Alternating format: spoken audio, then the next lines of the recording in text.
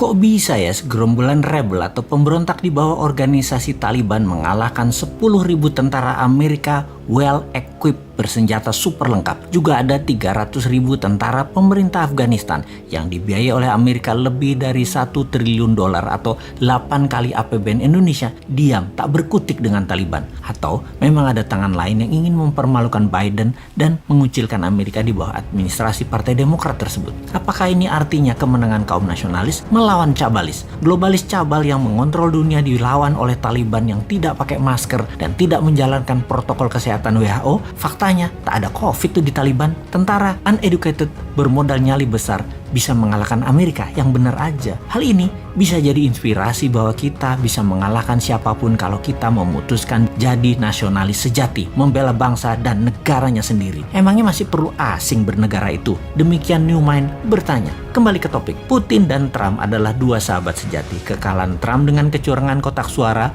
ala pakai kardus digembok versi modern lah, membuat kaum nasionalis dunia main shadow, tidak muncul di permukaan lagi. Kalah di Afghanistan, administrasi Biden tercoreng habis. Mereka kenyataannya di dalam negeri sedang ribut masalah Kamala Harris. Lalu sekarang Demokrat ditampar dengan hengkangnya Amerika ke birit-birit lari dari Kabul. Bukti lagi, mereka tidak bisa mempertahankan aset minyak Afghanistan yang besar karena lemahnya Biden. Kita agaknya harus mengajari kaum old mind bernegara internasional yang memang tidak terlalu jago dan selalu salah di mata internasional karena memang jarang berkunjung ke negeri tetangga atau negeri sekutu lainnya. Memang selama 7 tahun ini diplomasi luar negeri agak lemah. Jarang sekali ngurusi luar negeri, pada 80% produk kita atau kebutuhan kita tergantung dengan luar negeri, terutama cara ekonominya saat ini dikelolanya. Faktanya, 80% ngurusi politik dalam negeri saat ini dan kebijakan yang diambil selalu yang populis, yang rakyat suka. Itu aja yang keputusannya dibuat, bukan yang benar. Apa salah emangnya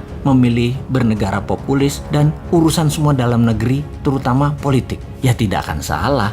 Mana ada sih salah benar dalam politik? Yang ada hanya fakta, data, dan angka. Apakah ada makanan di piring rakyat? Apakah kesehatan rakyat membaik? Apakah masyarakat bahagia penuh tawa? Kita kembali ke luar negeri, apa yang negara besar lakukan dan apa yang Indonesia tidak lakukan selama ini karena tidak terlalu paham. Taliban menang, Presiden Ashraf Ghani kabur, Amerika dibully. Minggu sebelumnya, Amerika mengadakan pertemuan yang alot dengan negosiator Taliban di Doha, menyertakan negara regional, Rusia, dan Tiongkok. Amerika memberikan ancaman kepada Taliban akan diperlakukan Taliban sebagai nantinya negara pariah atau pariah state bila ambil kekuasaan dengan paksa. Pemerintah Afghanistan, Ashraf Ghani, menawarkan sharing of power sebagai imbalan gencatan senjata pada Taliban. Tapi ini ibarat menawarkan remis. Taliban tahu Amerika dan Ashraf Ghani sudah kalah posisi. Taliban mempercepat proses takeover. Urban area dan ibu kota Kabul dikuasai. Pentagon kirim 3.000 pasukan evakuasi.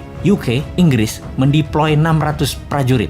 1.000-an troops dipindahkan ke Qatar. 1 brigade dengan 4.000 personel tempur siaga di Kuwait. Jumlah totalnya kira-kira ada 8.000 pasukan available dideploy ke Afghanistan bila situasi memburuk. Ternyata tidak action juga. Tiongkok yang paling diuntungkan. Setidaknya bisa mempengaruhi Taliban untuk menyingkirkan para militer Uighur. Koridor Wakhan akan menjadi penting sebagai geopolitical hotspot yang akan menghubungkan Tiongkok ke Asia Barat dan Middle East. Ekstraksi mineral disepakati dalam pertemuan Taliban dan Tiongkok di Beijing beberapa minggu sebelum Taliban menang.